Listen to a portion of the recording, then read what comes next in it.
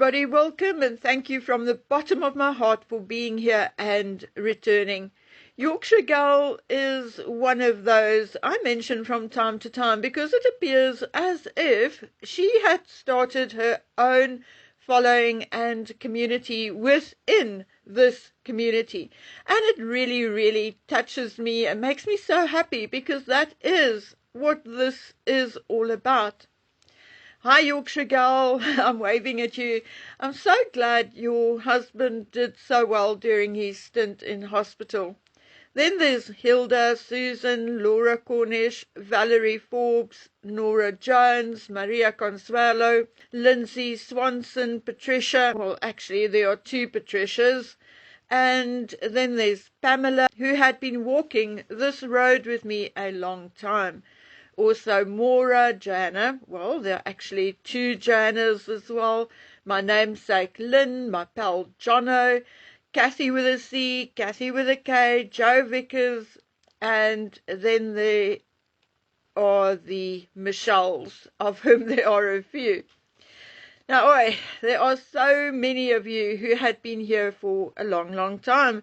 So I know I'm missing many of you, and for that I'm truly sorry.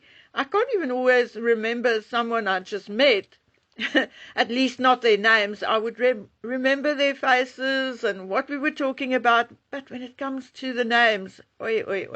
But what I want you to know is that I see you all, and I'm grateful to all of you. Whatever any of you are dealing with today, here is a virtual hug for each of you, even if you only joined yesterday. And Mary Ann, if you are listening, I miss you. Please contact me, please, whichever way you choose to do so. I'm a bit behind on my emails, so maybe that's not a good choice. And yes, my lovely people, I'm on the mend. I'm starting to feel better, and that means emotionally as well. So let's get on with it. And today's video, I plan to be about answering questions, reacting to some of your comments, and dealing with some random thoughts. And there's a likelihood I won't be able to finish this video because tomorrow's exam paper is all about geography. Okay, so where do we start? Okay, now please don't take this too seriously because I think it is actually funny. You know, there is this sort of ongoing joke, often also used in sarcasm, namely, that people will say they don't like the word moist. Well, I also have a pet peeve, and that is the word most. Now look, I've been teaching Dragon Man for 6 years, so I know Jack has some, Joe has more, and Megan has the most, as always.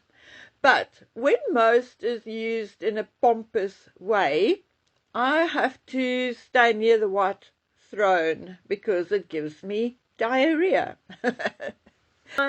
So Dragon Man and I were working through an old revision test in preparation for his exam paper the other day. Well, only the day before yesterday.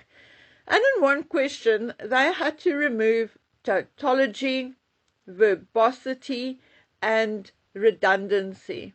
And I could not stop giggling. And the more and further the thought took me, the giggles returned, and it turned into laughter. And when I told Dragon Man why I was laughing, he laughed until he needed a tissue to wipe the tears from his eyes.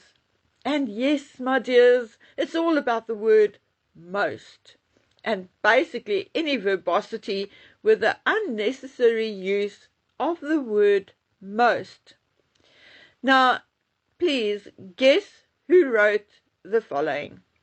Listen carefully. Number 1, our most heartfelt thoughts and prayers. Number 2, through the most difficult of times. Number 3, one of their most special festivals. Number 4, at a most agonizing time for so many. Number 5, were most deeply saddened. Number 6, we send our most heartfelt condolences. Oh, my dears, I just can't anymore.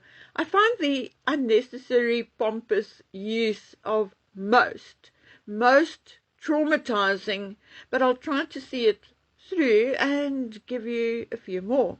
7, our most sincere and heartfelt. Number 8, and most heartfelt condolences.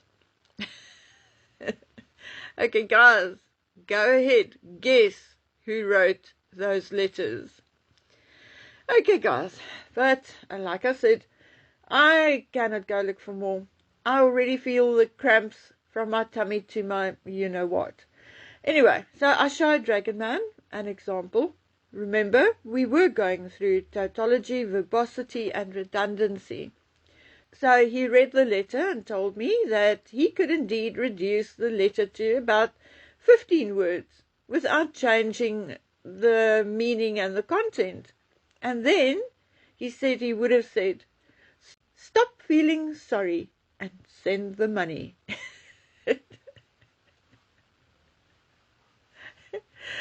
My dearest of friends, I laughed, and every time I thought about it, I laughed again. Out of the mouths of babes, they say. Yep, the king has to appoint a new letter writer before I deeply and profoundly lose my shit, and I mean that most sincerely. Okay, moving on. Dragon Man also wrote accounting and business studies, one last week and one on Monday. And there was a page that dealt with money in circulation. So how else do you explain such a thing but through the things that you actually know something about? So I used Charles's blue house in the town Viscri, Transylvania, Romania as an example. Now, I have no idea, I don't know how much King Charles paid for Blue House and its guest cottage. But I made up an amount and explained to Dragon Man that because King Charles bought this property in another country, it means that whatever he paid for it, that money is now out of circulation in England and is thus, in a way, a loss for England. Anyway, I was curious. I've gone and read about the Blue House, etc. before, so I knew King Charles was renting out the cottage to tourists, etc., for something like £150 per night. But boy, was I in for a shock. I did not know whether I should laugh or cry. You see, by now, King Charles owns not one, not 2, but 10 properties in the same area. Charles himself no longer stays at Blue House when he visits. The Blue House itself has now been converted into a museum. Now, I don't know what the actual theme of the museum is. Maybe it's for and about Charles himself. Maybe it's something like Charles took a crap here, the King of England sat here, had a village girl there. Oops, I mean, scrap that. You know what I mean. I'll go find out, but Charles also now stays in another cottage in the east, in the Zalan, Z-A-L-A-N, or Zalan, I don't know how they pronounce it, valley. No, and even that is not all. He also gifted Viscri a new sewage system in the region of £2 million. So, my friends, I'm sure I do not need to explain 9th grade economic and business science to you, but that sounds like a whole lot of British pounds out of circulation in Britain.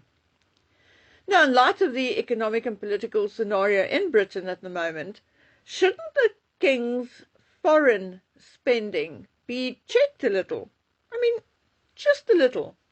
And I mean his personal spending. Not necessarily that of the actual monarchy, although that may also need a bit of checking, okay? So next time you guys go to Romania, why don't you go stay in the HRH Prince Charles guest house? I mean, he needs your money, okay? Oh, and allegedly, Charles is a distant relative of Vlad the Impaler. Oh, well, guys, I have to go. Geography awaits.